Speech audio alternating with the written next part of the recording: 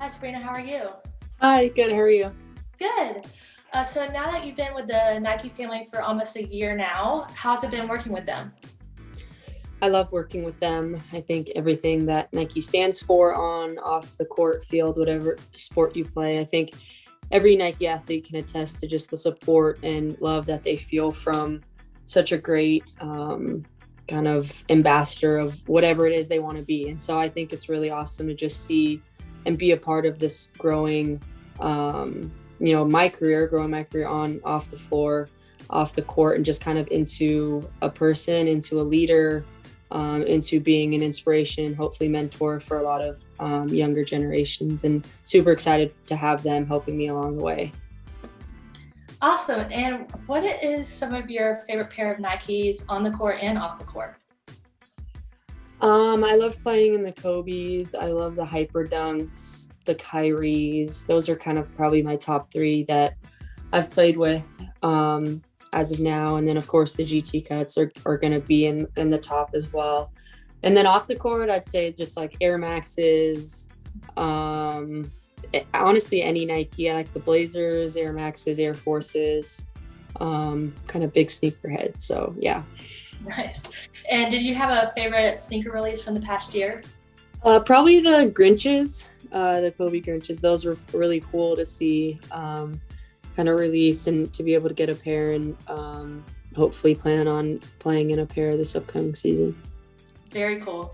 So Nike will be unveiling the Nike Air Zoom Greater Than series inspired by the voice of the athlete to solve real on-court problems. Can you talk about what it means to share your insights on the design materials and innovation to create the next generation of sneakers?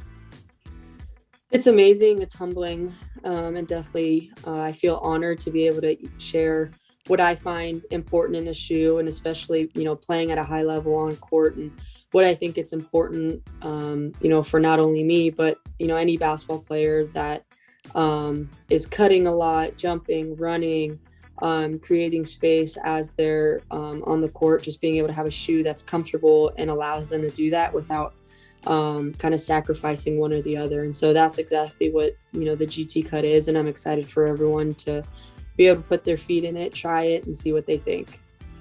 Very cool. And in the past couple of years, the league has grown so much. What does it mean to be a part of such a growing league and then a piece of the progression in women's sports and sneaker culture? It's crazy.